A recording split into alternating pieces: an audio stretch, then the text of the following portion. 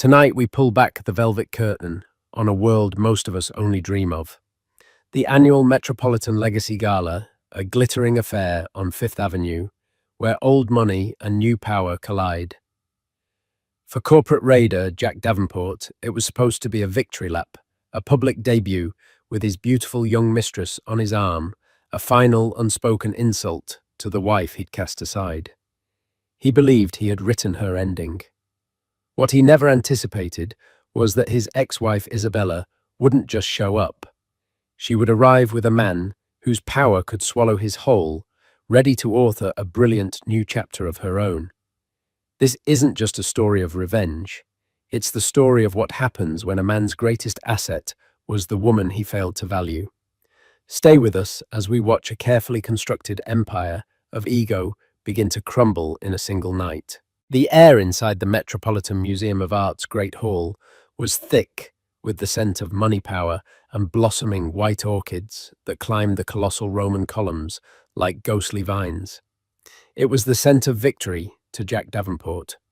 He adjusted the crisp black lapels of his Tom Ford tuxedo, his cufflink a shard of a meteorite encased in platinum, catching the light from the chandeliers that hung like frozen constellations overhead. On his arm, Chloe Jennings was a vision in crimson. The dress was daring a slash of silk that clung to her yoga-toned body and plunged precariously low. She was 24, an age that felt like a statement in itself. Her laughter was a little too loud, her grip on his arm a little too tight, but Jack didn't mind. She was a beautiful, breathing testament to his continued dominance. She was his upgrade. "Darling, is that Beatrice Worthington over there?" Chloe whispered, her eyes wide with a social climber's hunger. Her family practically owns half of the Upper East Side. They own a respectable portfolio of pre-war real estate, Chloe. "Let's not exaggerate," Jack corrected smoothly, his tone laced with the casual condescension he reserved for those he considered beneath him. He guided her through the throng, nodding curtly at familiar faces, bankers, tech moguls, and political figures. Each nod was a transaction, a reassertion of his place in this gilded ecosystem. He was Jack Davenport, the shark of Wall Street, the man who had built Davenport Capital from a boutique firm into a predatory behemoth. His divorce from Isabella had been finalized 6 months ago. It was in his mind a necessary shedding of dead weight. Isabella had been the perfect wife for the man he was, the quiet, supportive, intelligent partner who hosted flawless dinner parties and remembered the names of his clients' children. She was classic, elegant, and utterly predictable. But he was no longer that man. He was a titan now, and titans required more. More youth, more vivacity, more flash. Chloe was flash personified. "Mr. Davenport, a pleasure," a portly man with a flushed face. Philip Carter of Carter Industries greeted him, his eyes flicking appreciatively over Chloe. Philip, Jack acknowledged, a tight smile on his lips. He enjoyed the envy in other men's eyes. It was a currency as valuable as any stock. They made their way toward the main ballroom, the orchestra swelling to a crescendo. Jack felt a surge of profound satisfaction. Everything was perfect. He had the power, the reputation, and the woman.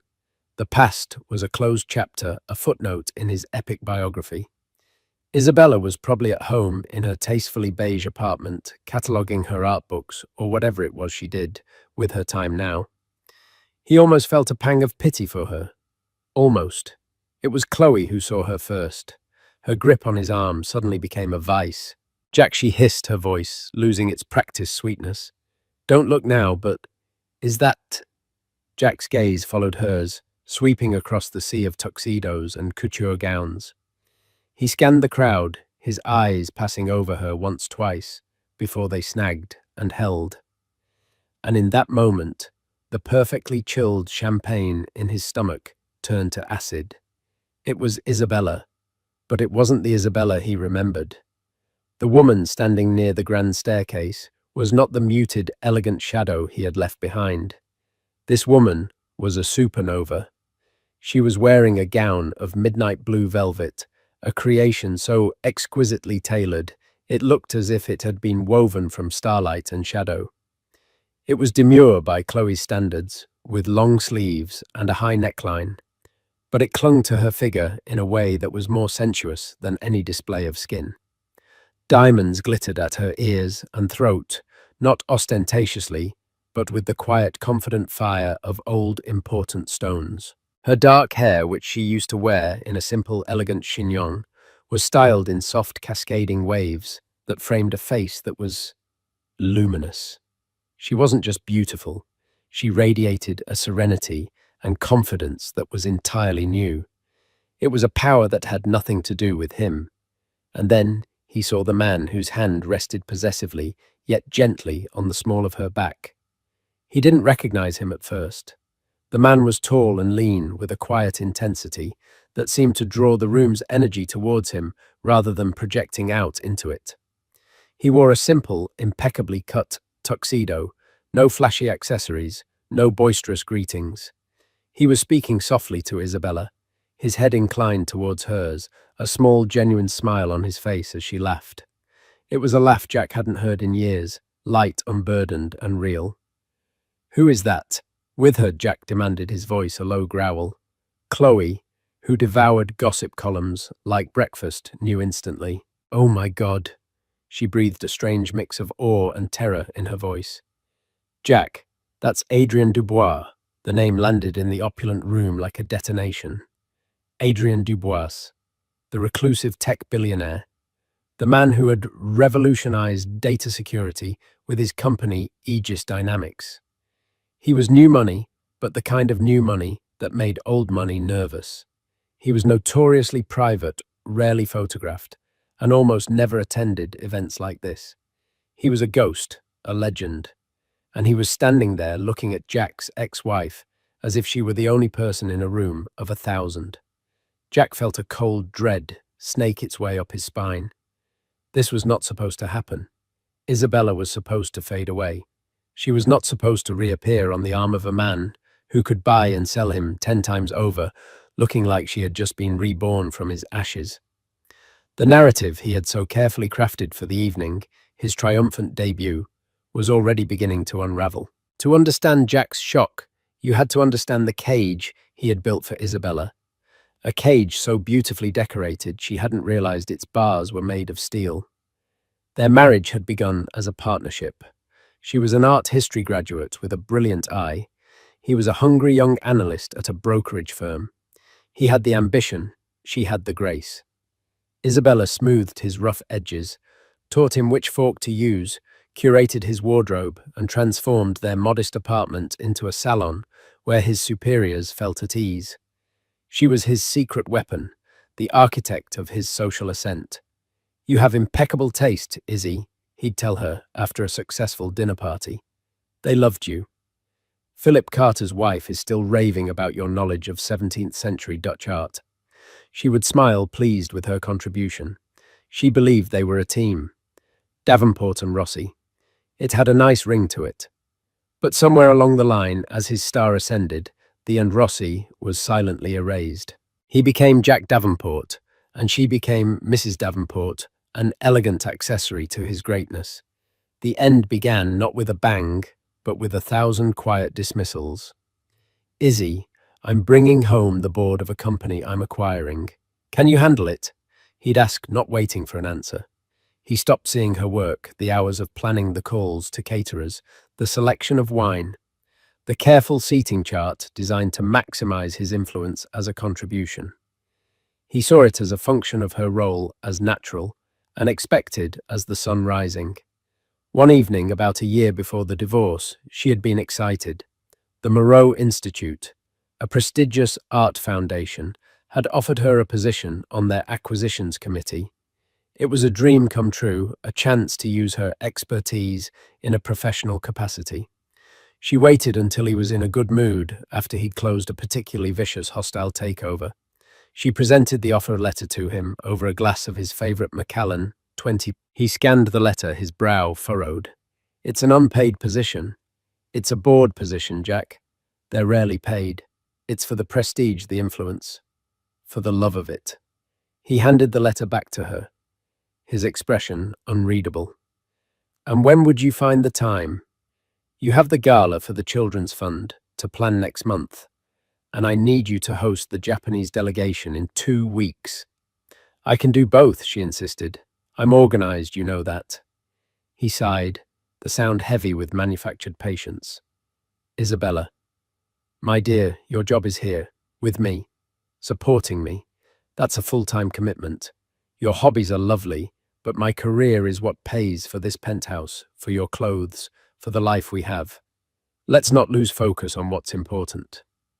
The word hobbies struck her like a physical blow. Her passion, her expertise, her dream reduced to a hobby.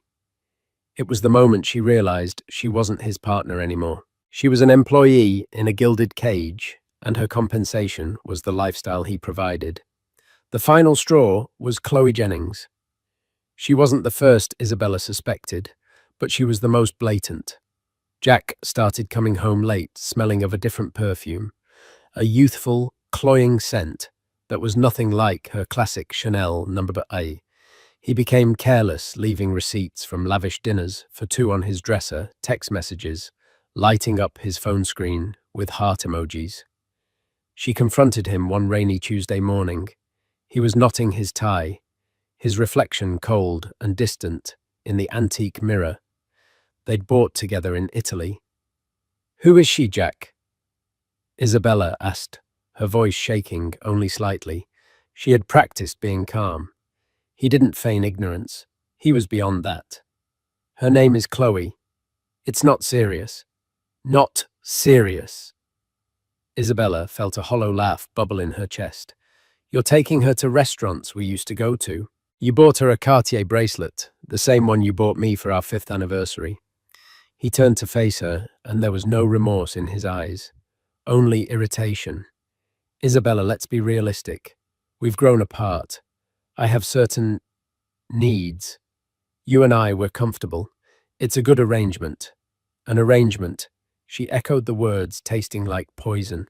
"I thought it was a marriage." "It is what it is," he said, shrugging into his jacket. "Look, I have a 9 o'clock. Let's not be dramatic. Nothing has to change." But everything had changed. He saw her not as a woman he had wronged, but as an obstacle to his convenience. That night, she didn't cry. She called her lawyer. The divorce was swift and surgically precise. Jack, expecting a messy, emotional battle, was surprised by her composure. She didn't fight for the penthouse on Park Avenue or the house in the Hamptons. He offered her a generous settlement, one he considered a golden parachute to silence her. She accepted the baseline amount stipulated in their prenup, a document he'd insisted on, which now felt like a blessing to her. She didn't want his guilt money. "All I want," she told her lawyer, "are my personal effects, my books, and the art I personally acquired for our collection. Specifically, the Rothko study." Jack had laughed when his lawyer relayed this. The Rothko study was a small, unassuming piece he'd always considered drab. He gladly let her have it. He didn't understand that to her the painting wasn't about monetary value. It was about owning something whose worth he could never comprehend. It was the first piece of her life she was taking back. The day she moved out, he was on a business trip in Hong Kong. She walked through the silent, cavernous apartment, her footsteps echoing in the life they had built. She looked at the expensive furniture, the panoramic city, views the curated objects of a perfect life. And she felt nothing but relief. She wasn't losing a husband. She was escaping a warden. The world expected her to collapse to become a tragic society divorcee. Instead, she disappeared.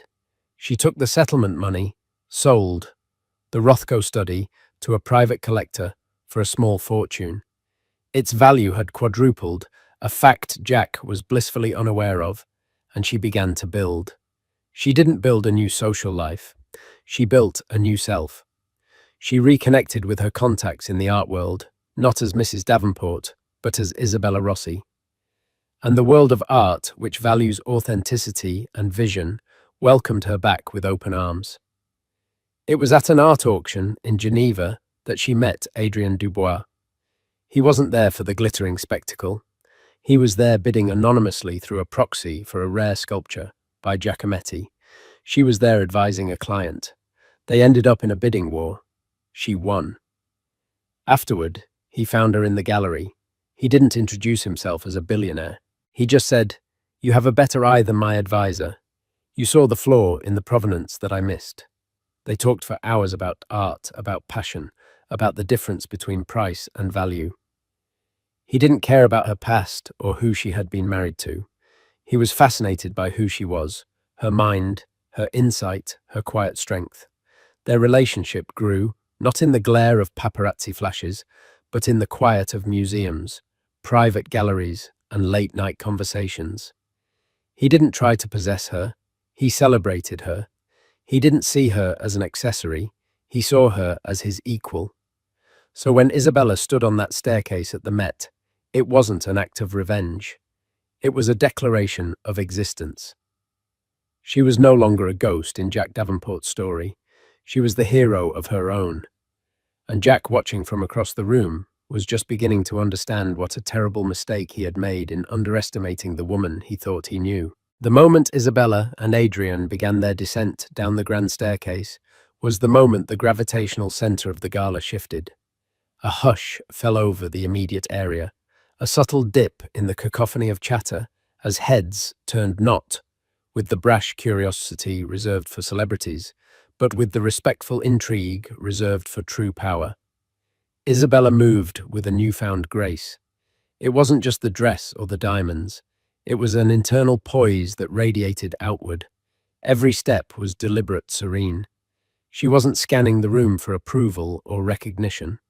Her focus was on Adrien, her expression a mixture of affection and amusement as he whispered something in her ear. Jack watched, frozen in place. He felt Chloe's nails dig into his forearm. "Everyone is staring," she whispered, her voice tight with anxiety. But they weren't staring at Chloe's daring crimson dress anymore. They were staring at Isabella's quiet majesty. The couple at the bottom of the stairs, Beatrice Worthington, the queen bee of Manhattan society, and her husband, gave a clear signal to the rest of the room. Beatrice, a woman whose smile could make or break a social season, beamed at Isabella, air-kissing her on both cheeks with genuine warmth. "Isabella, my dear, you look absolutely breathtaking. That gown is a masterpiece," Beatrice declared, her voice carrying. "And Adrien keeping you hidden from us all. How cruel." "Beatrice, you know I prefer the quiet life," Adrien replied, his voice a calm, deep baritone that contrasted sharply with Jack's clipped, aggressive speech. His smile was genuine. But Isabella insisted the gala's cause was too important to miss. Isabella added smoothly, "Adrien was generous enough to secure the new Degas sculpture for the contemporary wing auction tonight. We felt we should at least see it off." A wave of murmurs rippled through the onlookers. The Degas sculpture was the crown jewel of the night's charity auction, a piece so rare its acquisition had been the talk of the art world for months. The benefactor had been anonymous, until now. Jack felt a muscle in his jaw twitch. He had donated a paltry $50,000 to the gala, an amount calculated for maximum public relations credit with minimum financial impact. Adrien Dubois had donated a multi-million-dollar masterpiece and hadn't even sought credit for it until this very moment. It was a power play so subtle and so potent it made Jack's own posturing look childish. "He what, Chloe?" breathed, her mind racing. "Jack, that's... I know what it is." Jack snapped, his composure cracking. He needed to regain control of the narrative. He straightened his tie, pasted on a predatory smile, and began to steer Chloe towards them. It was a move born of pure distilled arrogance. He would face this head-on, reduce Isabella back to his ex-wife, a woman with a lucky new benefactor. As they approached, Adrien's gaze met Jack's over Isabella's head. There was no malice in his eyes, no overt challenge. There was something far more unnerving, utter indifference. It was the look a lion might give a buzzing fly. Isabella turned as they drew near, her serene expression solidifying into a mask of cool neutrality. Her eyes, which once held love, then pain, now held nothing for him at all. It was this emptiness that struck him more than any look of hatred could. Well, well, Jack began, his voice booming slightly. Too loud. Isabella, it's been a while. You're looking, well. He let his gaze sweep over her, intending for it to be possessive, a reminder of their shared history. It came off as leering. Jack, she said, her voice even and cool. The single word was a dismissal. She didn't offer a handshake, nor did she acknowledge Chloe, who was fidgeting beside him like a nervous understudy. Adrian, however, turned his head slightly to look at Chloe, then back at Jack. He didn't offer a hand either. Davenport, he said, his tone as flat and hard as granite. He knew exactly who Jack was. The social circle around them had gone quiet, watching the unfolding drama with barely concealed glee. This was better than the orchestra, more riveting than the art. Jack, desperate to assert his relevance, gestured dismissively at Adrian. I see you've been keeping busy. I didn't take you for the tech type, Izzy. The use of the old pet name was a deliberate barb, an attempt to drag her back into the box he had made for her. Before Isabella could respond, Adrian answered for her, his hand never leaving her back. Isabella has an appreciation for anything brilliantly designed, he said, his eyes fixed on Jack. Whether it's a 17th century painting or a quantum encryption algorithm, it's a quality that requires a certain depth of perception. The insult was so sharp, so elegantly delivered, that it took a moment for its full impact to land. He was calling Jack a shallow fool in front of the most influential people in New York City. Chloe, feeling the crushing weight of the moment, decided to intervene. It was a catastrophic mistake. She thrust her hand forward towards Isabella, her smile brittle. I'm Chloe Jennings. It's so lovely to finally meet you. I've heard so much about you. Isabella's gaze drifted down to the offered hand and then back up to Chloe's face. She didn't take it. After a beat of excruciating silence, she simply said, I'm sure you have. The rejection was absolute. It wasn't dramatic or loud. It was quiet, cold, and utterly devastating. In that moment, Chloe was defined not as Jack's new partner, but as the woman Isabella Rossi refused to acknowledge. Jack's face, which had been a mask of strange joviality, began to mottle with red. He had come here tonight to be the king of the ball. Instead, he was being publicly cast as a court jester in a drama where he wasn't even the main character. He saw it in the eyes of the people watching, the pity from some, the schadenfreude from others. Philip Carter, who had been so admiring just 30 minutes earlier, was now watching with a fascinated, predatory smirk. Isabella gave a slight, almost imperceptible nod to Beatrice Worthington, a silent cue that the conversation was over. Beatrice, you must tell me what you think of the placement for the Degas. Adrian and I were just about to inspect it. With that, she and Adrian turned and walked away, the crowd parting for them as if they were royalty. They didn't look back. Jack and Chloe were left in their wake, standing in a circle of silence that felt like a spotlight. Chloe's face was pale, her bravado shattered. Jack's hands were clenched into fists at his sides. He had never felt so utterly publicly neutered in his entire life.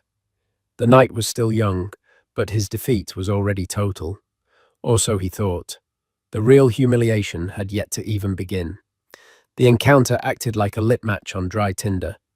Within minutes, the whispers had caught fire and were spreading through the great hall like an unstoppable blaze. The story was repeated, embellished, and analyzed from every angle. Did you see the way she looked right through him? And the dress, a custom piece by that reclusive Belgian designer, I hear. Utterly chic. Adrien Dubois, I haven't seen him at a public event in 5 years, and he looks at her like she hung the moon. Poor Jack Davenport. He thought he was debuting a starlet, and he ended up being the opening act for a queen. Jack could feel the shift in the atmosphere. The backs that were once slapped were now turned.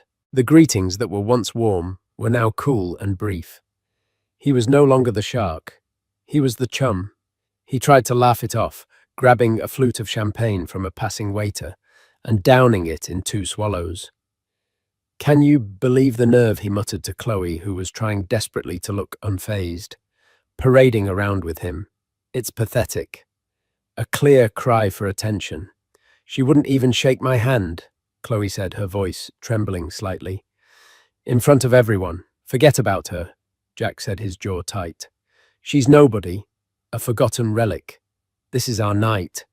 But his words rang hollow even to himself. He watched Isabella and Adrian from across the room. They weren't grandstanding or working the crowd. They were engaged in quiet conversations, drawing people to them. He saw Isabella speaking with the director of the museum, her hands moving with graceful emphasis as she made a point about the lighting in the Impressionist gallery. He saw Adrian in a deep discussion with the Secretary of the Treasury, not about finance, but about a philanthropic initiative for digital literacy in underserved communities. They weren't just attending the gala, they were a part of its fabric, woven into the very tapestry of power in the room, while he and Chloe were merely gaudy threads, suddenly looking cheap and out of place. The evening wore on a slow-motion torture for Jack. During dinner, he was seated at a table far from the central dais, a clear social demotion. His table mates were minor players, sycophants, who still orbited him, but their flattery now seemed desperate and pathetic. From his seat, he had a clear view of the head table where Isabella sat between Adrian and the mayor of New York. She would laugh, her face illuminated by the candlelight, and it felt like a personal affront. Desperate to reassert himself, Jack made a tactical error. During a lull in the conversation at his table, he saw an old acquaintance, a journalist named Michael Spencer, who wrote a powerful financial column for the Wall Street Journal, passing by. "Michael, get over here, you old dog." Jack called out, his voice a little too loud from the champagne. Spencer approached hesitantly, his journalist's senses clearly tingling. "Jack, having a good evening, fantastic," Jack lied. "Thinking of my next big move. Davenport Capital is leaner and meaner than ever since I streamlined my personal life." He winked, a clumsy gesture meant to frame his divorce as a strategic business decision. Spencer's eyes flickered over to Isabella's table. "Is that right? Seems like Mrs. Rosie Dubois is doing some streamlining of her own." The hyphenated name hit Jack like a body blow. Rosie Dubois. He hadn't even known. He had assumed. He didn't know what he'd assumed. He hadn't bothered to find out. "Rossi." Jack corrected, his voice sharp. "Her name is Isabella Rossi." Spencer raised an eyebrow. "Not according to the Gala's benefactor list. It's listed as a joint donation from Mr. Adrien Dubois and Mrs. Isabella Rossi Dubois. A very generous one at that. They're co-chairing the museum's new technology and arts program. Co-chairing, a joint donation, a new name. These were not the actions of a woman having a fling. These were the actions of a woman building an empire with a new king on the ashes of her old life. Every new detail was another shovel of dirt on the grave of Jack's ego. "She's a clever one," Jack said, trying to sound admiring but coming across as bitter. "Always knew how to land on her feet." The implication was clear. She was a gold digger who had traded up. Spencer wasn't buying it. "I don't know, Jack," he said, his voice taking on a professional, analytical tone. "I ran into her at Art Basel a few months ago. She was negotiating the sale of a private collection to the Getty.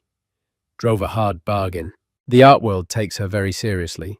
She's not just someone's wife anymore. She's a major player in her own right."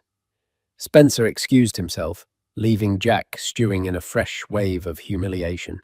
He had always believed he was the substance and she was the style. The idea that she possessed a formidable intellect and business acumen that was now flourishing without him was incomprehensible. It fundamentally challenged his entire self-concept. He had not just lost a wife, he had lost an asset whose value he had criminally underestimated. The poison of the whispers was now coursing through his veins. He looked at Chloe, who was pushing a piece of sea bass around her plate, her crimson dress suddenly looking garish under the elegant lighting. He had chosen her for her looks, for her youth. But in this arena, against this level of sophisticated power, she was a liability. She had no depth, no conversation beyond gossip and brands. She was a beautiful, hollow thing. And standing next to the memory of Isabella, and the stunning reality of her now Chloe seemed to fade into insignificance. And the most terrifying part for Jack was the realization that perhaps he was fading right along with her. Feeling invisible is a special kind of hell for a woman like Chloe Jennings. Her entire life had been a campaign for visibility. She had worked tirelessly at the gym, in tanning beds, at the hairdressers, to become the kind of woman a man like Jack Davenport would notice. And she had succeeded. She had won the prize. But tonight, the prize felt like a consolation trophy. The admiring glances she was used to were now directed elsewhere. The whispers were not about her beauty, but about her public snubbing. She was no longer the star. She was a footnote in Isabella Rossi Dubois's triumphant return. The bitterness was a hard, indigestible lump in her throat. During a break before the charity auction, she saw Isabella slip away from her table and head in the direction of the restrooms. Fueled by champagne and a desperate need to reclaim some semblance of status, Chloe decided to act.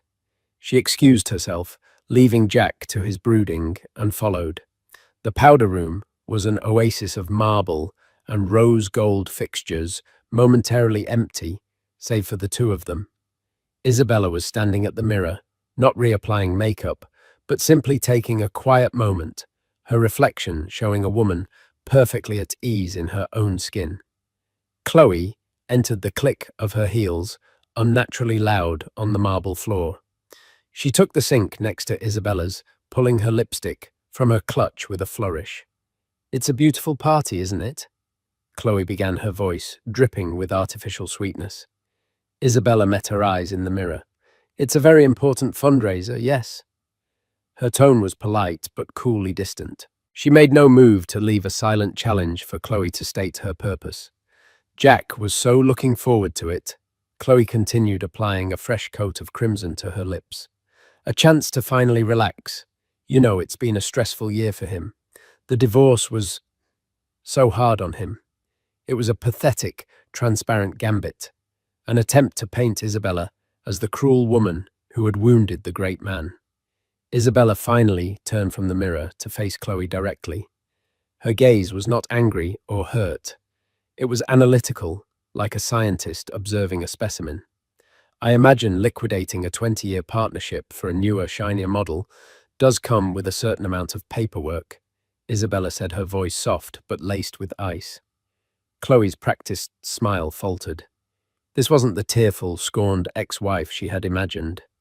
"That's not fair. He really loved you. He still talks about you. Does he?" Isabella asked, a single eyebrow arching in faint amusement. "Does he talk about the nights I spent editing his business proposals until 3 a.m.? Or the time I diagnosed the flaw in his acquisition strategy for that pharmaceutical company, a flaw that would have cost him his entire reputation? Or does he just talk about the dinner parties?" Chloe was stunned into silence. She had no idea about any of that. The Isabella in Jack's stories was a domestic creature, a manager of households, not a strategic partner. I think Isabella continued, her voice dropping to a confidential, almost pitying tone, "that you and I have been told two very different stories about the same man. Your story is, I'm sure, very romantic. Mine is a cautionary tale." She took a step closer, and Chloe instinctively took a step back. Isabella wasn't threatening, but the sheer force of her presence was overwhelming. "Let me give you some advice, woman to woman," Isabella said, her voice now devoid of all emotion. "Men like Jack don't have partners. They have assets. And assets are managed, polished, displayed, and eventually they are liquidated when they no longer serve their primary function. Right now, your function is to make him feel young and powerful. But youth fades, and his kind of power is precarious. What will your function be then? Chloe stared at her, speechless.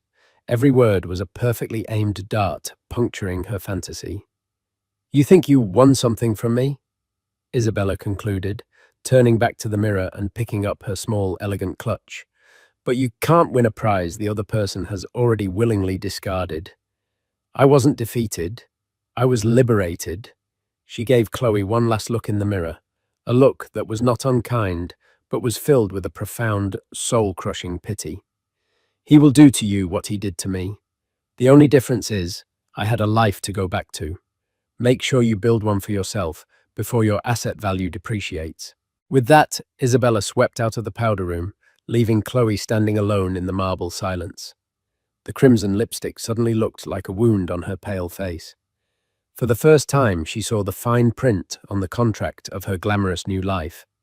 She had thought she was the victor, the one who had taken the king. Isabella had just revealed to her that all she had really done was volunteer to be the next captive in the tower, and she had handed the key to her own cage to the jailer herself. The triumph she felt had curdled into terror. The main event of the evening was the live auction. The ballroom buzzed with anticipation, the earlier drama adding a spicy undercurrent to the philanthropy. The auctioneer, a man with a silver tongue and a knack for prying open the wallets of the wealthy, was in top form. Bidding was fierce for lavish holidays, rare wines, and bespoke jewelry. Jack, however, was simmering in a toxic brew of champagne and wounded pride. The encounter in the powder room had left Chloe shaken and silent, her presence now a constant reminder of his miscalculation. He needed to do something. He needed a grand gesture to reclaim his status, to remind this room of who he was. The final item was announced. And now, ladies and gentlemen, the crown jewel of our evening, a recently discovered preparatory sculpture by Edgar Degas. Danseuse attachant le ruban de son soulier, generously donated tonight by Mr. Adrien Dubois and Mrs. Isabella Rossi Dubois. A wave of applause filled the room as a spotlight hit the small, exquisite bronze sculpture on a velvet pedestal. The bidding started at a staggering $1 million. Hands shot up around the room. The price climbed rapidly, $2,034,000. Adrian and Isabella watched with quiet smiles, having already made their contribution. They were merely spectators now. And then Jack saw his opening. It was a mad, reckless idea born of desperation and ego. He would buy the statue. He would outbid them all buy the very object of their generosity.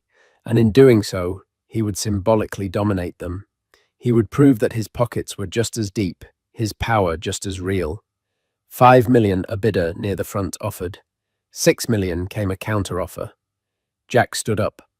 The movement was abrupt, drawing the eyes of those at nearby tables. Chloe looked at him in alarm. $10 million, Jack boomed, his voice echoing in the suddenly silent hall. A collective gasp went through the crowd. The auctioneer's eyes widened. He knew a grudge match when he saw one. He looked towards the other bidders, who all lowered their hands. This was a battle they wanted no part of. $10 million from Mr. Jack Davenport, the auctioneer cried. Do I hear 11 silence? Jack's heart pounded. A triumphant smirk spread across his face. He glanced at the head table. Isabella's expression was unreadable, a mask of calm. Adrian watched him, not with anger, but with a look of detached curiosity, like a physicist observing a predictable but disappointing chemical reaction. Going once. The auctioneer sang. Going twice. Jack felt a surge of victory. He had done it. He had silenced the room, seized the spotlight. Sold. The auctioneer shouted, banging his gavel. To Mr. Jack Davenport for $10 million. A wave of polite, if slightly stunned applause trickled through the room. Jack sat down, puffing out his chest. He had made his statement. He was still a player. He had turned their grand gesture into his own triumph. The museum director then took the stage to thank everyone. What an incredible night. And what a spectacular final bid. We must thank Mr. Davenport for his astonishing generosity.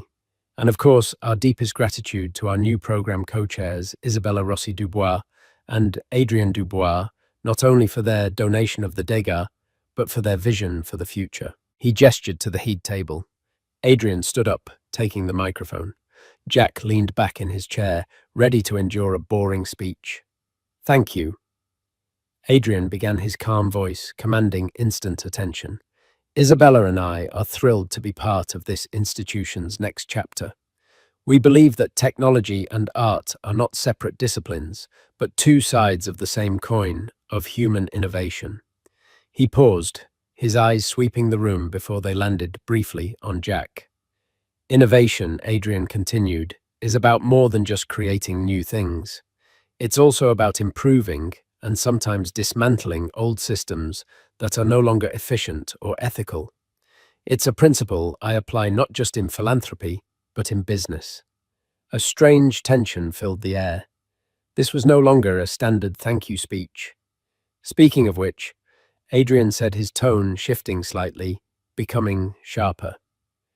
Aegis Dynamics is always looking for opportunities to innovate across different sectors, which is why I am pleased to informally announce tonight that earlier this afternoon, my board approved the final stages of a majority acquisition of a long-standing Wall Street firm. A firm we believe has great potential once its leadership culture is realigned with modern ethical standards. Jack went cold. His blood felt like ice water in his veins. He knew. He knew before the words were even spoken. Adrian's gaze locked directly onto Jack's. There was no longer any indifference in his eyes. There was only the cold, hard finality of a checkmate. We look forward to the challenge of restructuring the assets and operations of Davenport Capital. The silence in the room was absolute, deafening. It was as if the air had been sucked out of the building. Every single person turned to stare at Jack Davenport. Chloe's hand flew to her mouth, her eyes wide with horror. His company, the empire he had built on the back of his first wife, the source of all his power and arrogance. Adrian Dubois hadn't just entered his world, he had conquered it, and he had announced it to the world in the most public, most humiliating way possible. The $10 million grandstanding was no longer a show of power. It was the pathetic final roar of a dying animal. He hadn't bought a statue. He had paid a $10 million cover charge to his own public execution. Jack sat, paralyzed, his face ashen. He saw Isabella, who had remained seated. She wasn't smiling or gloating. She simply met his gaze from across the room, and for the first time all night, he saw an emotion in her eyes. It wasn't hatred. It wasn't triumph. It was a flicker of the pity she had shown Chloe in the powder room. It was the look one gives to a thing that is already over. The gavel hadn't just sold a statue. It had signaled the end of his reign. The aftermath was a brutal, silent slaughter. There was no confrontation, no shouting match. There was only the slow, agonizing walk of shame. Jack remained frozen in his chair as the gala began to dissolve around him.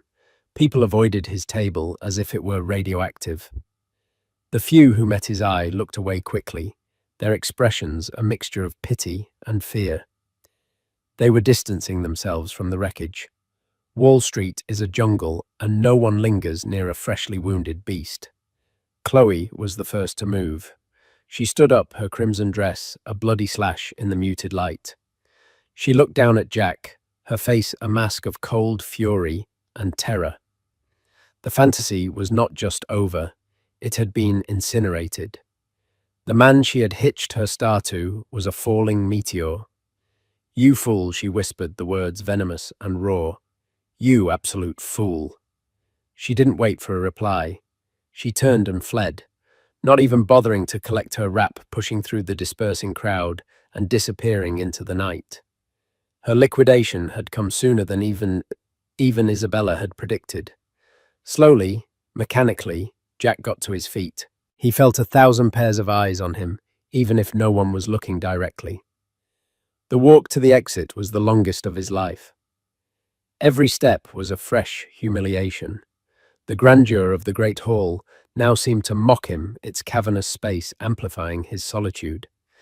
As he reached the entrance, he saw them. Isabella and Adrian were waiting for their car under the portico. They weren't speaking, but stood in a comfortable, powerful silence. A black, custom-built Bentley, discreet and impossibly elegant, pulled up to the curb. Their driver, a professional in a dark suit, held the door open. Adrian helped Isabella in his hand, gentle on her arm. Before getting in himself, he looked up and saw Jack standing there, a ghost at the feast. For a moment, their eyes met across the rain-slicked pavement of Fifth Avenue. Adrian gave a small, almost imperceptible nod. It wasn't a nod of victory or of gloating. It was a nod of finality, a closing of a book. Then he slipped into the car and it pulled away, disappearing silently into the stream of New York traffic. Jack was left alone on the curb, the cold night air doing nothing to cool the fire of his humiliation. He had come to the gala to display his power, to put his ex-wife in her place. Instead, he had lost his mistress, his company, and his reputation in the space of 3 hours. He had treated Isabella like a footnote in his life, and she had returned as the author of his demise, not through malice but simply by moving on to a world so far beyond his that her new partner could dismantle his entire existence as a minor business transaction. He finally understood. The $10 million for the statue was now a debt he couldn't pay.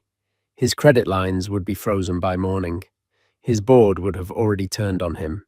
He wasn't just ruined, he was erased. Across town, the Bentley moved smoothly through Central Park.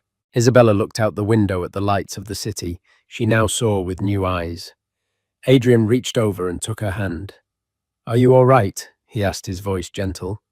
She turned to him, a slow, genuine smile spreading across her face. It was a smile free from the ghosts of the past, a smile filled with the promise of the future. "I am," she said, her voice clear and strong. "I am more than all right." She squeezed his hand. The night hadn't been about revenge. Revenge was a bitter, corrosive thing. This was something cleaner, purer. It was justice. It was the universe rebalancing its scales. Jack hadn't been destroyed by some grand, vindictive plot. He had been destroyed by his own arrogance, by his inability to see the value in what he had and the power in what he had thrown away. He had built his castle on sand, and tonight, the tide had finally come in. And Isabella Rossi Dubois was already sailing on a new, stronger current toward a horizon Jack Davenport would never reach. So the curtain falls on Jack Davenport's empire of ego, a world built by diminishing others, only to be dismantled by the quiet strength of the one person he thought he had erased. This story is more than just a tale of spectacular comeuppance at a glamorous gala. It's a powerful reminder that a person's true worth is never defined by who they are with, but by who they are. Isabella's ultimate victory wasn't in seeing Jack fall, it was in her own rise. It was in building a life so full and authentic that his downfall became little more than a distant echo. What do you think is the most powerful form of revenge, a loud public triumph, or the quiet success of a life well lived? Let us know your thoughts in the comments below. Have you ever witnessed someone so completely underestimate the wrong person?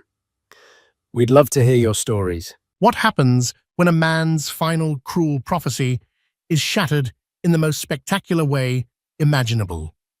For Emma Vance, the final words her celebrity ex-husband, Julian Thorne, ever spoke to her were a curse. "You're nothing without me. No one will ever want you. You will die alone." He said it with the smug certainty of a man who believed he had authored her entire existence. But what Julian didn't count on, what the world couldn't have predicted, was that the universe had a flair for irony. Less than 12 hours later, Emma Vance wouldn't just be fine. She'd be on the front page of every major news outlet, her name a global trending topic, all because of a single candid photograph her hand held gently, securely, in the hand of the world's most enigmatic and untouchable billionaire. This isn't just a story about revenge, it's about what happens the morning after your world ends. The air in the penthouse was cold. It wasn't the fault of the climate control, a state-of-the-art system Julian Thorne had often boasted about in interviews for architectural magazines. It was a frigid, soul-deep cold that emanated from the man himself. Julian, with his perfectly coiffed silver hair and a smile engineered for talk show sofas, stood by the floor-to-ceiling windows, looking down at the sparkling expanse of New York City, as if he owned it. In many ways, he thought he did. "It's all signed Emma," he said, not turning to look at her. His voice, the same one that calmed millions of his followers with platitudes about unlocking your inner power, was now clipped and sharp, a shard of glass. Emma Vance clutched the pen in her hand, her knuckles white. The final divorce paper sat on the vast marble island in the kitchen, a kitchen she had designed from the veining in the stone to the specific shade of brushed brass on the handles. It was a space meant for warmth, for laughter, for the life she thought they were building. Now, it was just a stage for her public execution. "I know, Julian," she whispered. Her voice was hoarse. She hadn't slept in days. For 10 years, she had been Mrs. Thorne, the quiet, supportive wife of the self-help magnate Julian Thorne, author of the global bestseller The Architect of You. She had been the one who edited his manuscripts until 3 in the morning, who fact-checked his research, who coached him through his anxieties before every major speech. She had sacrificed her own burgeoning career as an academic, specializing in Renaissance art, to build his empire, believing his success was their success. The cracks had started as hairline fractures. His casual dismissal of her opinions, his gaslighting her memories of events, the way he'd subtly mock her in front of their influential friends. Then came the affairs which he'd explained away as the unfortunate but necessary burdens of a man of his stature. The final break came when she discovered he wasn't just having an affair. He had a long-term partner, a younger, more malleable version of herself, already installed in a condo he'd bought downtown. Good. He finally turned his eyes, sweeping over her with disdain. She wore a simple grey cashmere sweater and jeans, a stark contrast to his tailored Zegna suit. She felt like a ghost in her own home. "The movers will be here tomorrow for my remaining effects. Your things? Well, you don't have much, do you? I'll have them put in storage. You have 30 days to collect them." Every word was a calculated blow. He knew her things were mostly books, research papers, and sentimental items from her family, things that held no monetary value to him. "Where am I supposed to go, Julian?" She asked the question, tasting like ash. The penthouse was in his name. The bank accounts had been systematically drained into trusts she couldn't access. Her lawyer, a timid man overwhelmed by Julian's legal Rottweilers, had managed to secure her a settlement that was, in Julian's world, pocket change. It was enough to live on for a year, maybe 2, if she was frugal. It was an insult disguised as a severance package. He smirked, a cruel twisting of the lips that never reached his televised eyes. "I don't know, Emma. That's your problem now, isn't it? You wanted to be independent. So be independent." He walked over to the island, picking up his pristine leather briefcase. He didn't even glance at her. He was already moving on. Tears pricked at her eyes, hot and shameful. She wouldn't give him the satisfaction. She straightened her back, lifting her chin. "I will." Her defiance seemed to amuse him. He paused at the door, turning back for one final devastating volley. His face was a mask of mock pity. "You know, I almost feel sorry for you," he said, his voice dropping into the intimate conspiratorial tone he used on his podcasts.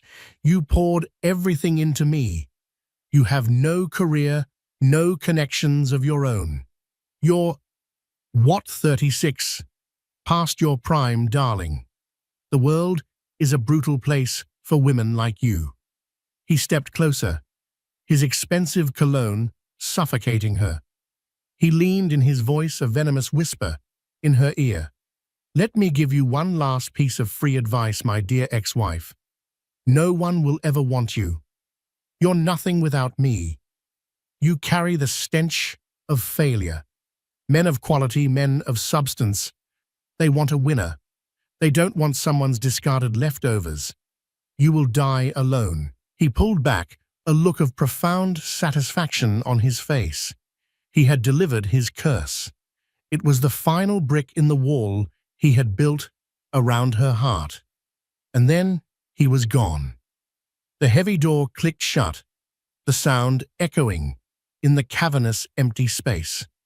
For a long moment, Emma didn't move. She just stood there, his words slithering into the cracks of her broken confidence. "No one will ever want you. You will die alone." She finally let out a ragged sob, collapsing against the cold marble. The city lights outside blurred into a cruel, glittering mockery. Julian was right. She had given him her youth, her intellect, her loyalty. And in return, he had taken her name, her home, her future, and left her with nothing but a curse ringing in her ears. In that moment, sitting alone in the ruins of her life, she believed him. The next few weeks were a blur of beige. Beige boxes, beige walls of a tiny third-floor walk-up in Brooklyn, and a beige, flavorless existence. Emma had found the apartment in a daze. It was all she could afford. The grand views of Central Park were replaced by a view of a brick wall and a perpetually overflowing dumpster. The scent of fresh orchids Julian insisted on was replaced by the smell of damp old wood and her neighbor's cooking. She unpacked the few boxes Julian's men hadn't accidentally misplaced. Her books, her precious companions, filled makeshift shelves. Her research notes on the artist Artemisia Gentileschi, a female painter who had triumphed over immense personal violation and patriarchal oppression, felt like a cruel joke. Emma had once dreamed of writing the definitive book on her. Now she could barely summon the energy to read the titles. Julian's curse echoed in the cramped space. "No one will ever want you." It became the soundtrack to her lonely nights. She'd scroll through social media, a masochistic ritual. Julian was thriving. He was photographed with A-list actors giving talks at prestigious conferences, and his new girlfriend, a model named Crystal, was splashed across his Instagram, always laughing, always perfect. He had already rewritten their history, painting himself as the patient husband who had finally freed himself from a negative and uninspiring partner. His followers lapped it up, flooding his comments with praise for his strength and authenticity. Emma's only lifeline was Chloe Davies. Chloe, a sharp-tongued, fiercely loyal art gallery owner, had been her friend since college. She'd never liked Julian, calling him a self-help vampire who drains the life out of everyone and sells it back to them in a paperback. Chloe showed up one Friday evening, armed with 2 bottles of expensive wine and a container of pad thai. She took one look at the apartment, and Emma's gaunt face and her expression hardened. "Okay, that's it," Chloe declared, setting the food on a wobbly IKEA table. "The moping is officially over. Operation Phoenix begins now." Emma gave a weak smile. "I don't feel much like a mythical bird, Chloe. More like a pigeon with a broken wing." "Nonsense," Chloe said, pouring a generous glass of Sancerre. "You are Emma Vance. You can spot a forged Botticelli from 20 paces, and you can recite Vasari's lives of the artists backwards. That sociopath didn't give you your brain. He just tried to convince you not to use it. We just need to remind you who you are. Chloe talked for hours, her voice filling the quiet apartment with life. She spoke of new artists, of gallery openings, of the vibrant world that Emma had been cut off from. Slowly, tentatively, Emma found herself engaging, correcting a point Chloe made about the use of lapis lazuli in the Scrovegni chapel, the old fire of her intellect flickering faintly. "See, she's still in there," Chloe said, pointing at her with a shrimp-laden fork. "Now for the main event." She reached into her designer tote bag and pulled out a thick, cream-colored envelope. The cardstock was heavy, expensive. The calligraphy was elegant. "What's this?" Emma asked. "This," Chloe said with a flourish, "is your re-entry into the world. It's the St. Jude's Foundation Annual Benefit Gala, the biggest art world event of the fall. They're auctioning off a recently discovered Degas sketch. Everyone who is anyone will be there." Emma recoiled as if the envelope were on fire. "Chloe, no, I can't. What would I wear? Who would I talk to? Julian will be there. He's a patron." "First," Chloe said, ticking the points off on her fingers, "I have a friend at Marchesa who owes me a colossal favor. You will be dressed in a gown that will make angels weep. Second, you will talk to me. And third, screw Julian. Seeing you there looking magnificent and not giving a damn about him will be like a stake through his narcissistic heart. It's the perfect revenge." "I don't want revenge, Chloe. I just want to be invisible." "Too bad," Chloe countered. "Invisibility is cancelled. You've spent a decade in the shadows. It's time to stand in the light. Not for him, not for anyone else. For you. Remember the woman who wanted to write the Gentileschi book? The one who was passionate and brilliant? She wouldn't hide from a bully in a bespoke suit. She'd face him." Emma looked at the invitation. The St. Jude's Foundation. The very name felt like a sign. She thought of Julian's parting words, the poison of his curse. "You will die alone." Maybe he was right. Or maybe, just maybe, Chloe was. Maybe the only way to break a curse was to defy it. She took a deep breath, the first one that felt like it reached the bottom of her lungs in months. "Okay," she said, her voice stronger than it had been all evening. "Okay, I'll go." Chloe's smile was triumphant. "That's my girl. Now let's finish this wine. We have a phoenix to raise from the ashes." The ballroom of the Pierre Hotel was a galaxy of glittering chandeliers and even more glittering people. The air hummed with the low thrum of powerful conversations, scented with expensive perfume and ambition. Emma felt a wave of vertigo. For years, she had navigated these events at Julian's side, a silent accessory. Tonight, she was on her own, and it was terrifying. Chloe, true to her word, had worked magic. The Marchesa gown was a masterpiece of midnight blue silk that shimmered with every movement. It was elegant, understated, and fit her as if it were spun just for her. Her hair was swept up in a loose, romantic chignon, and for the first time in a long time, the woman staring back at her from the reflection in a champagne flute looked not like a victim, but like herself. "Stop hiding behind the ficus," Chloe hissed, pulling her gently by the arm. "You look like a goddess. Own it." They circulated Chloe, greeting people with air kisses and sharp witticisms. Emma managed a few polite smiles, but her heart was hammering against her ribs. She kept scanning the crowd for Julian, a primal sense of dread coiling in her stomach. The auction began. The auctioneer, a man with a plummy British accent and a theatrical flair, charmed the room into parting with extraordinary extraordinary sums of money for art vacations and experiences. Emma found herself genuinely captivated by the art, her professional eye, assessing the works, her mind momentarily distracted from her anxiety.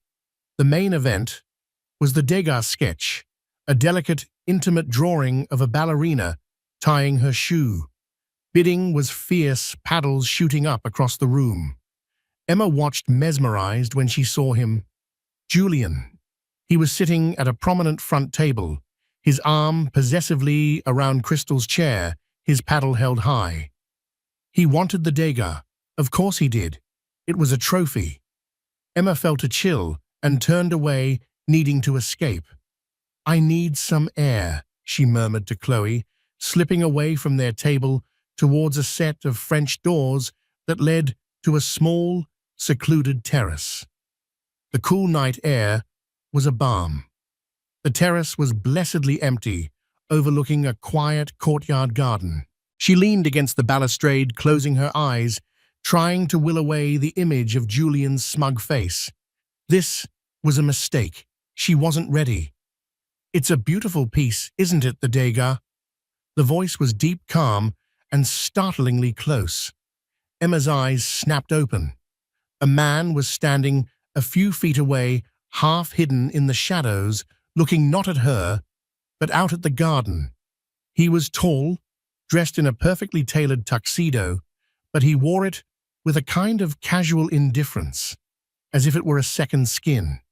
"Yes," Emma found herself saying, her voice a little breathless.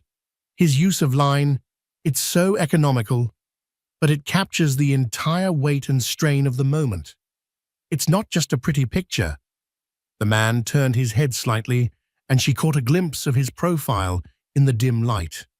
Strong jaw, thoughtful eyes, an air of quiet intensity that was the polar opposite of Julian's performative charisma. There was something familiar about him, but she couldn't place it. "Most people just see the ballerina," he said, his gaze now on her. His eyes were a startling shade of grey, like a stormy sea. "You see the work." A blush rose on her cheeks. It was the first time in years anyone had seen her, and not the woman standing next to Julian Thorne. I studied art history. It was my field." Was he asked, a note of genuine curiosity in his voice? Is she corrected herself, a spark of her old self igniting? "It is my field." He smiled, a small, genuine smile that transformed his serious face. "Good." An awkward, yet not uncomfortable silence fell between them. From inside, they could hear the auctioneer's voice rising to a crescendo. "Sold to Mr. Julian Thorne." Emma flinched, the sound of his name a physical blow. She wrapped her arms around herself, the cold returning. The stranger's perceptive eyes missed nothing. "You know him," he stated. It wasn't a question. She gave a wry, bitter laugh. "He's my ex-husband. The divorce was finalized yesterday." The words tumbled out before she could stop them. She instantly regretted it. Why was she dumping her baggage on this handsome stranger? But he didn't recoil or offer empty platitudes. He just nodded slowly, his expression unreadable. "I'm sorry," he said, and it sounded like he actually meant for the turmoil, not for the divorce itself. She shook her head, trying to dismiss it. "It's fine. I should go back inside." "Wait," he said, taking a step closer. The space between them seemed to crackle with an unexpected energy. "My name is Alistair." He extended his hand. She placed hers in it. His grip was warm, firm, and surprisingly gentle. A jolt, like a static shock, shot up her arm. "Emma," she replied. "Emma," he repeated, as if testing the name on his tongue. "It was a pleasure to meet you, Emma, who sees the work." He held her hand for a fraction of a second longer than necessary. As she turned to walk back inside, her heart doing a strange, unfamiliar flutter, he spoke again, his voice soft. "For what it's worth, he didn't deserve that sketch. He only sees the ballerina." Emma walked back into the ballroom, her mind reeling. She didn't see the rest of the auction. She didn't even notice when Chloe returned to the table. She was consumed by the brief, intense connection with the man on the terrace, Alistair. As the gala wound down, Chloe helped her navigate the exit. They were waiting for their car when a flurry of activity erupted near the main entrance. A swarm of paparazzi, who had been waiting for a politician to leave, suddenly turned their lenses towards the doors. Alistair emerged. And suddenly, Emma understood. The flashes were blinding. Shouts of his name echoed in the night. Alistair Sterling. The Alistair Sterling. The reclusive tech billionaire. The prodigy who had made his fortune in sustainable energy and now ran the Sterling Foundation, one of the world's largest philanthropic organizations. He was notoriously private, rarely photographed, and his presence here was a major event. He seemed unfazed by the chaos, his expression impassive as his security team tried to clear a path. His gaze swept the crowd, and for a heart-stopping moment, his eyes met Emma's. There was a flicker of recognition, a ghost of the smile she'd seen on the terrace. Chloe was gaping. "Oh my God, you were talking to Alistair Sterling, the great white whale of the Forbes list." Before Emma could answer, the crowd surged. A clumsy photographer stumbled backward, bumping into Emma and sending her off balance. She gasped, expecting to fall, but a strong hand shot out and caught her arm, steadying her. Another hand instinctively found hers, lacing their fingers together in a firm, protective grip. It was Alistair. He had broken from his security cordon and was suddenly right there, his body shielding hers from the jostling crowd. "Are you all right?" he asked, his voice low and concerned, meant only for her. She could only nod, speechless. The world seemed to slow down. The roar of the paparazzi, the shouting, it all faded into a dull hum. All she could feel was the warmth of his hand, the solid presence of him next to her. It lasted only for a few seconds. His security team quickly enveloped them, guiding them towards a waiting black sedan, a car far more imposing than the Uber they had called. He opened the back door, still holding her hand, and looked at her. "Let me give you a ride," he said. It wasn't a request. Dumbly, she nodded again and slid into the plush leather interior. Chloe scrambled in after her, wide-eyed. Alistair followed, and the door shut with a heavy, satisfying thud, sealing them in a cocoon of silence. The car pulled away from the curb, leaving the flashing lights behind. Emma looked down. Her hand was still linked with his. Across the street, hidden in the shadows, a freelance paparazzo, who had missed the main scrum, lowered his camera. He hadn't gotten a clear shot of Sterling's face, but he'd gotten something else, something intimate and intriguing. A close-up of their hands perfectly intertwined, a story in a single frame. He smiled. This was better than a politician. This was gold. Emma woke up to the sound of a hurricane. Not a literal one, but the digital tempest of her phone vibrating violently on her bedside table. It buzzed and chirped with a relentless, frantic energy she'd never experienced before. Groggily, she reached for it, her mind still fuzzy from the surreal events of the previous night.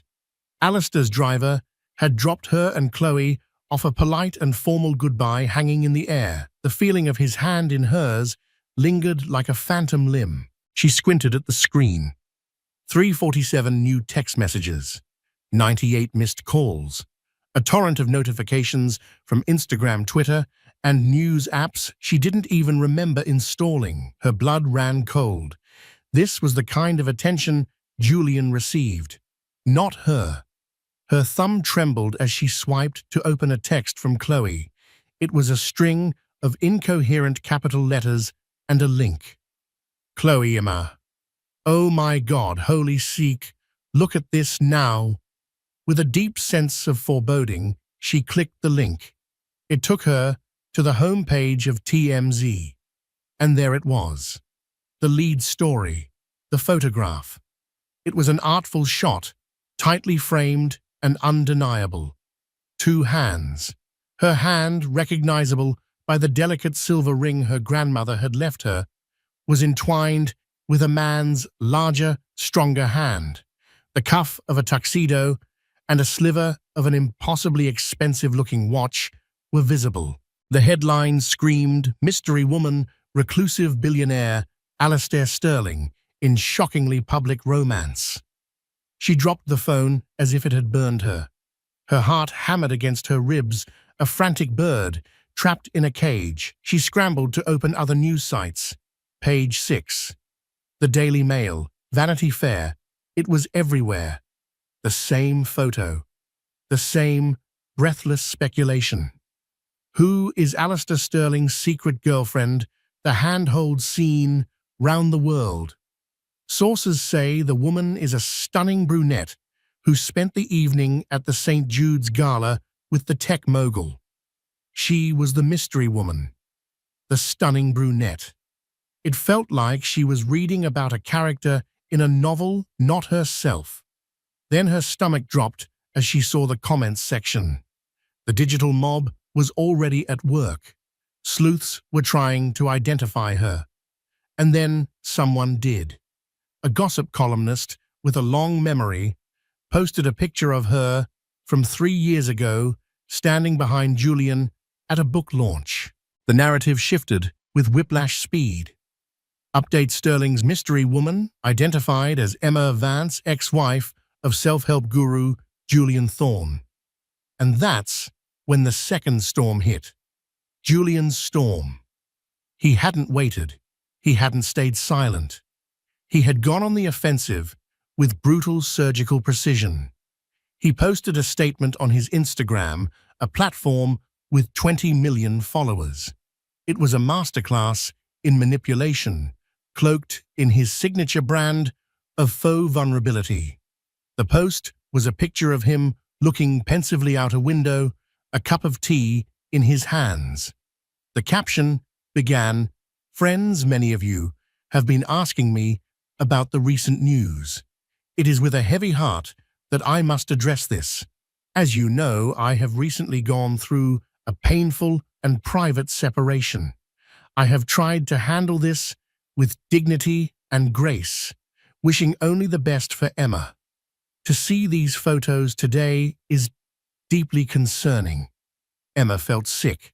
Concerned, I have always been a supporter of Emma, even as we grew apart.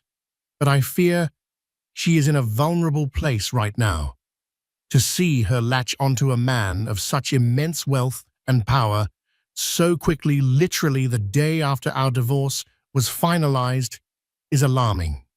I pray that she is not being taken advantage of, and that this is not a cry for help or a desperate attempt to fill a void.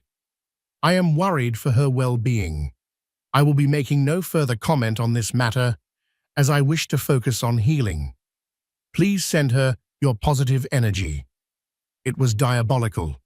In one fell swoop, he had painted her as a mentally unstable, desperate gold digger. He was the concerned, sensitive ex-husband. She was the pathetic, grasping woman.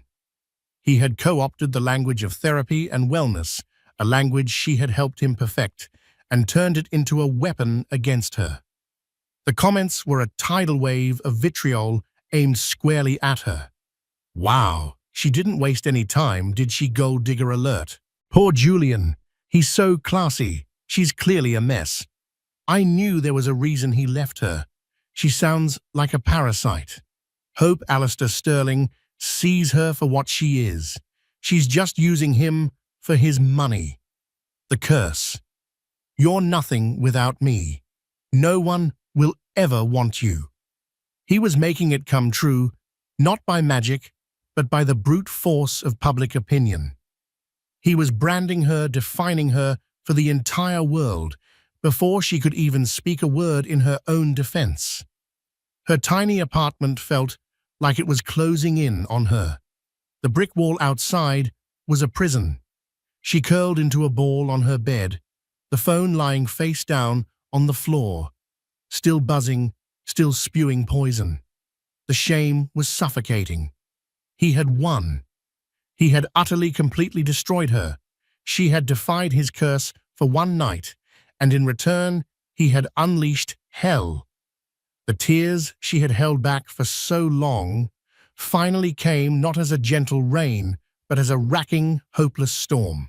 The knocking was soft at first, then more insistent. Emma ignored it, pulling a pillow over her head to block out the world. It was probably a reporter or a process server with a cease and desist letter from Julian's lawyers for besmirching his good name. Emma, it's Chloe. Open this door right now, or I'm calling the fire department and telling them I smell gas and a crazy woman with a vintage toaster. Reluctantly, Emma dragged herself to the door and unbolted it. Chloe swept in her face a mixture of fury and concern.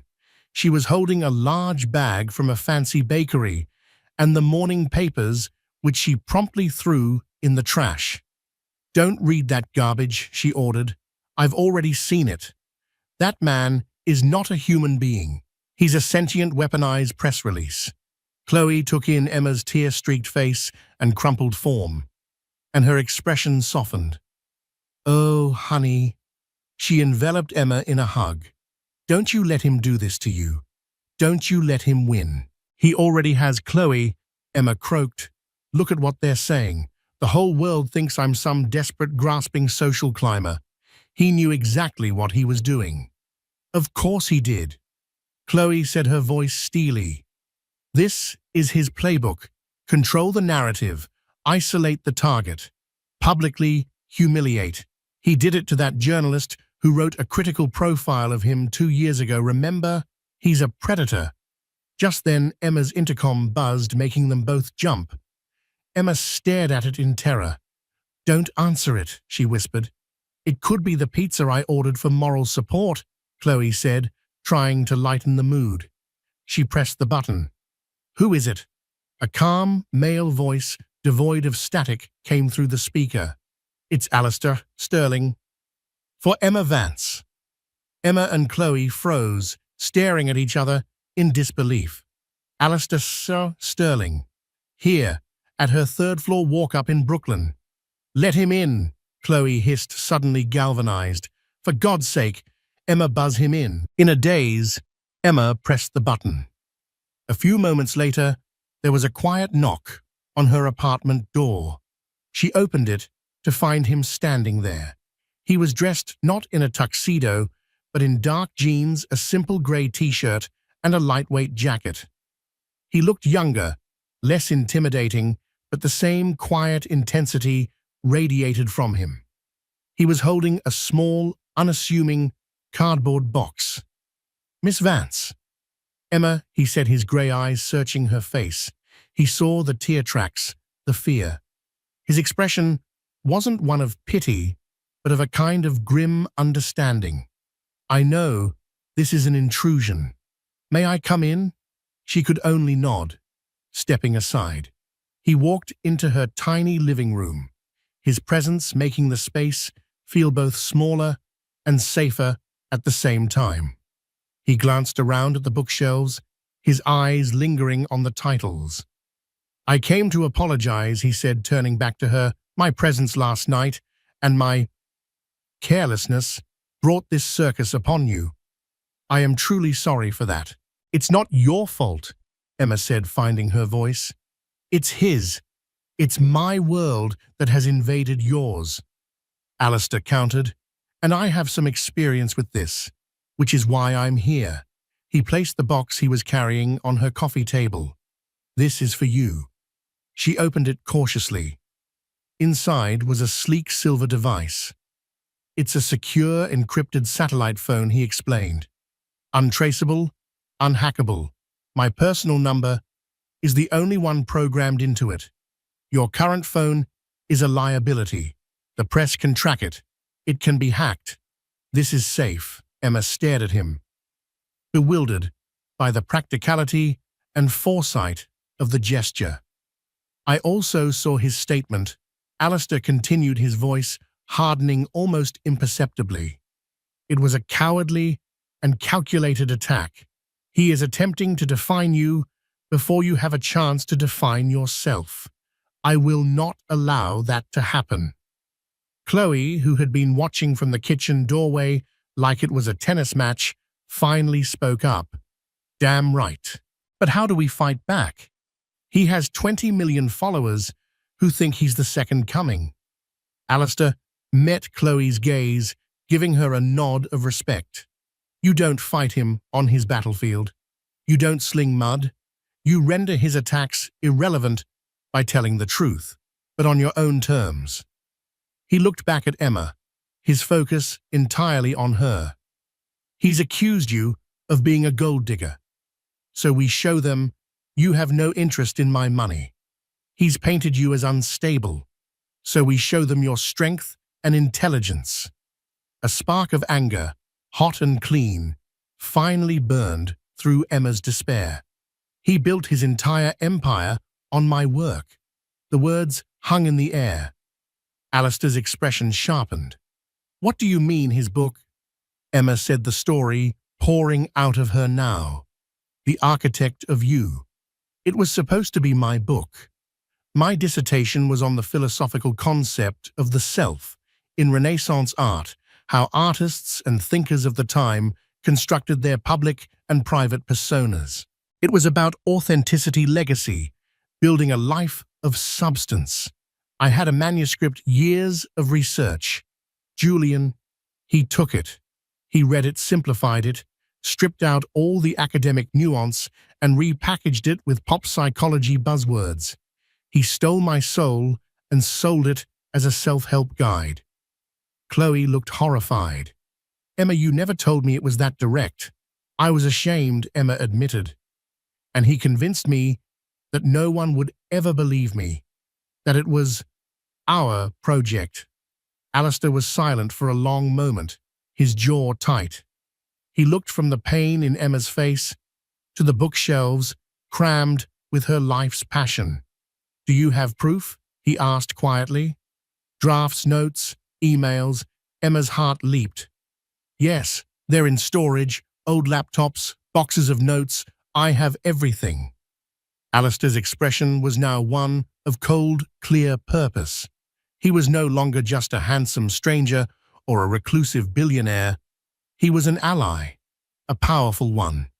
Then, we have a new plan, he said. We are no longer on the defensive. He wrote that he's concerned about you. Let's give him something to be genuinely concerned about.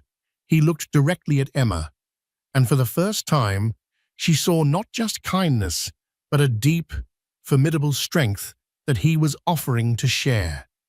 He tried to take your voice, Emma. I think it's time the world finally heard it. The next week was a whirlwind of covert operations and quiet strategy orchestrated from Alistair Sterling's minimalist Soho office, a place that felt more like a modern art gallery than a corporate headquarters. There were no reporters outside, no paparazzi. Alistair's world was protected by a level of security and discretion that was an art form in itself. His team, a small group of fiercely loyal and terrifyingly competent individuals, retrieved Emma's boxes from storage. They worked with a forensic IT specialist who recovered every draft, every time-stamped note, every email exchange from her old hard drives. They laid it all out on a large conference table, a mountain of evidence that traced the intellectual genesis of the Architect of You directly and unequivocally to Emma. There were her early manuscripts full of complex academic arguments next to Julian's later dumbed-down versions with his handwritten notes in the margins changing her phrasing into marketable sound bites. It was a clear and damning paper trail of intellectual theft. Seeing it all laid out, Emma felt a profound sense of validation, followed by a surge of cold fury. "He didn't just steal my words," she said to Alistair, her voice shaking with emotion. "He stole my entire thesis on life. And then he used it to lecture the world and me about authenticity." Alistair stood beside her, his presence a steady anchor. Over the past few days, their alliance had deepened into something more. They'd spent hours talking not just about Julian, but about everything. She learned about his own past with the media, a vicious, untrue story about his family that had made him retreat from public life years ago. He learned about her passion for Artemisia Gentileschi, and he listened, truly listened, with an intensity that made her feel seen and heard in a way she never had with Julian. A quiet, powerful intimacy was growing between them, forged in the crucible of their shared crisis. "He won't get away with it," Alistair said, his voice low and resolute. "Now, we need to choose our moment." The moment presented itself a few days later. An invitation arrived for Julian to be the keynote speaker at the Global Integrity Summit, a Davos-like conference for tech leaders and media personalities. His topic, dripping with irony, was truth and transparency in the digital age. "It's perfect," Chloe said, her eyes gleaming. "It's his home turf. He'll feel untouchable. The hubris will be off the charts. He'll have the whole event locked down," Emma countered, a knot of anxiety tightening in her stomach. "I can't just walk in and accuse him." "You won't have to," Alistair said. He tapped a few commands into his tablet. A picture of a woman with sharp eyes and a no-nonsense haircut appeared on the screen. "This is Sarah Jenkins. She's moderating his keynote. She's one of the toughest investigative journalists in the business. She owes my foundation a favor for funding her documentary on dark money in politics. More importantly, she hates frauds." The plan was audacious. Sarah Jenkins, armed with a dossier of Emma's evidence, would conduct the Q&A after Julian's speech. She wouldn't ambush him with accusations. She would do it with his own words and with Emma's. The day of the summit, Emma felt sick with nerves. She wasn't at the conference hall. She was with Alistair and Chloe in a secure viewing suite nearby, watching the live feed on a massive screen. She had done her part. She had written a formal, eloquent statement and had given Sarah Jenkins her blessing to use her research, her words, her story. The broadcast began. There was Julian on a massive stage, bathed in a reverent blue light. He was at the peak of his powers, delivering a smooth, charismatic speech about the importance of living an authentic life. He even had the gall to reference his divorce. Recently, he said, his voice thick with false emotion, "I had to make a difficult choice to align my private life with my public values of honesty and growth. It was painful, but living your truth is never easy." Emma felt Alistair's hand find hers under the table. She gripped it tightly. Julian finished his speech to thunderous applause. He sat down beaming as Sarah Jenkins took the seat opposite him. She started with a few softball questions, lulling him into a state of comfortable arrogance. Then she shifted. "Julian, your book, The Architect of You, is built on a very powerful central metaphor of constructing a life. It's incredibly detailed. I was curious about your research process." Julian preened. "It was years of work, deep personal intellectual exploration. It really came from my soul." "Interesting," Sarah said, looking down at her notes, "because I have here some academic papers from 2012, written by a then Emma Vance, that explore the exact same theme, the construction of persona in the Renaissance. The language is remarkably similar. For instance, you write, To be authentic is to be the sole architect of your own reality. A fascinating turn of phrase. Almost identical to Ms. Vance's 2011 dissertation proposal, which states, "The Renaissance ideal was to be the sole architect of one's public reality." A flicker of panic in Julian's eyes. The audience murmured. Sarah pressed on her voice like ice. In Chapter 3, you discuss the facade of legacy. Ms. Vance's research uses the exact same term, the facade of legacy, in relation to the Medici family. On page 184, you use an anecdote about Michelangelo. That anecdote is lifted almost verbatim from an email Ms. Vance sent you in 2013, which we have a copy of. Shall I go on? The color drained from Julian's face. He was sputtering, trying to interrupt. This is an ambush. My work with my ex-wife was a collaboration. She was my partner. Was she a collaborator when you registered the copyright solely in your name? Sarah countered, her voice sharp. Was she a collaborator when you pocketed the entirety of the 8-figure advance? We spoke to your publisher. Her name is not mentioned on any contract. In fact, we have a statement from Ms. Vance herself. And then on the giant screen behind the stage, a picture of Emma appeared. Not a paparazzi shot, but a professional, dignified headshot they had taken days before. Beside it, her statement began to scroll. "I am not a victim or a gold digger," the statement read. "I am a scholar. The core concepts, the research, and the intellectual framework of the architect of you were my work. I am proud of that work, and I will not allow it to be used to promote a false narrative of authenticity, nor to be used as a weapon to publicly shame me. The truth, as Mr. Thorne is so fond of saying, has a way of coming out." The room was in stunned silence. Julian Thorne, the great guru of truth, was staring at the screen, his face a mask of pure, unadulterated horror. His carefully constructed world was crumbling around him, live in front of his most important peers. He was being exposed not just as a liar, but as a thief. The cameras zoomed in on his face, no longer smug, but pale and sweating. The architect had been unmasked, revealing nothing but a hollow frame behind the beautiful facade. The reckoning had arrived. The silence in the conference hall was a living entity. It was thick, heavy, and absolute. On the massive screen, Julian Thorne's face, once a carefully curated mask of enlightened confidence, was now a canvas of pure, unfiltered horror.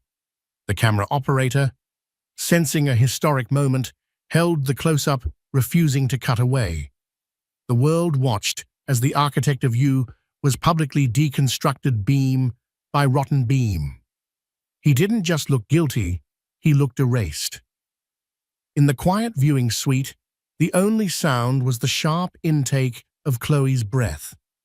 Emma sat perfectly still, her hand held firmly in Alistair's. She wasn't watching Julian's face. She was watching the words on the screen. Her words, her truth, finally illuminated for all to see. It wasn't a feeling of triumph that washed over her, but one of profound, solemn relief, like a patient taking their first breath after a long and suffocating fever. The noise in her head, the constant echo of Julian's gaslighting, and her own self-doubt had finally ceased. Alistair squeezed her hand gently. "How do you feel?" he asked, his voice low. Quiet, she whispered, a small, wondering smile touching her lips. "The storm. I think it's finally over." He brought her hand to his lips and kissed her knuckles, a gesture of profound respect. "No," he said, his grey eyes soft but resolute. "The storm is just beginning for him. For you, this is the dawn."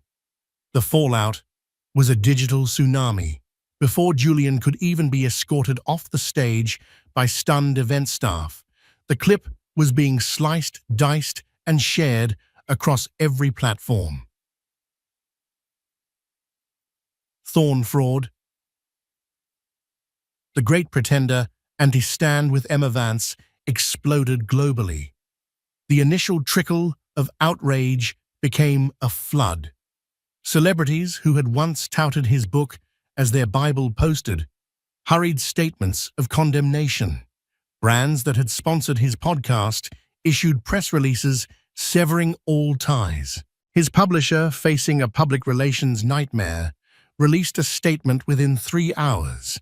In light of new information regarding the authorship of The Architect of You, we are immediately suspending all promotion and distribution of the title and will be conducting a full review of our relationship with Mr. Thorne. It was corporate speak for a public execution. Crystal, his model girlfriend, quietly deleted every photo of him from her Instagram feed. His powerful friends stopped returning his calls. The machine that had protected and promoted him turned on him with merciless efficiency. The final humiliating image came a week later, a grainy paparazzi photo of Julian unshaven and haggard in a wrinkled tracksuit, frantically putting trash bins out in front of his empty penthouse. The man who had preached about designing one's life looked like he had lost the blueprint to his own. Emma, however, refused to get drawn into the spectacle of his demise. While the world feasted on the schadenfreude she and Alistair were building, her new legal team, a phalanx of New York's sharpest minds funded by Alistair, moved with swift precision. The settlement meeting wasn't a negotiation. It was a dictation of terms. Emma sat at the head of the table, calm and composed, as her lawyers laid out the undeniable evidence of intellectual property theft and demanded reparations, not alimony, but a figure representing her share of the book's profits and damages for copyright infringement. Julian's legal team, knowing they were beaten, folded without a fight. With the first transfer of funds, she didn't buy a new apartment or a new wardrobe. Her first act was to sign the charter for the Vance Institute for Historical Studies. Its mission was clear: to fund and promote the work of scholars, particularly women, in fields historically dominated by men. Its first grant was awarded to a young art historian who had discovered compelling evidence that a famous sculpture attributed to a 17th-century master was in fact the work of his uncredited and forgotten sister. Her next meeting was with the acquisitions editor of a prestigious university press. The editor, a woman with kind eyes and a deep respect for academia, didn't just want to publish her original manuscript on Gentileschi. She wanted to publish a new expanded edition. "We also want you to write a new introduction," the editor said, "about your journey, about what it means to reclaim a narrative, your story. It's as important as the history you write about." For the first time, Emma cried. Not tears of sorrow or anger, but of overwhelming gratitude. Throughout it all, Alistair was her silent, steadfast partner. He never overshadowed her, never spoke for her. He simply created a space where she could be heard. Their relationship, born in the glare of a media firestorm, settled into a rhythm that was quiet, private, and deeply authentic. One evening, he came to her small Brooklyn apartment, the apartment she had decided to keep a reminder of, where she had started her new life. He found her covered in flour, attempting to bake bread, her tiny kitchen a chaotic mess. He didn't laugh at the mess. He simply rolled up the sleeves of his expensive shirt, washed his hands, and started helping her knead the dough. "You know," he said, his hands working alongside hers, "my life was very orderly before I met you. Every minute scheduled, every interaction vetted.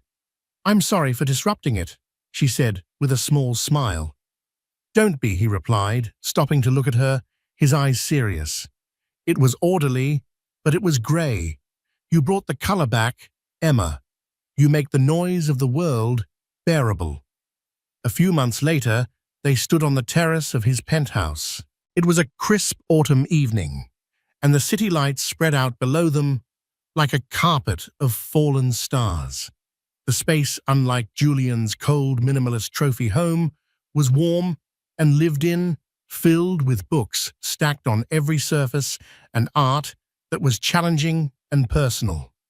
He handed her an advance copy of her book, The Power of Persona Artemisia Gentileschi and the Forging of a Legacy, by Dr. Emma Vance.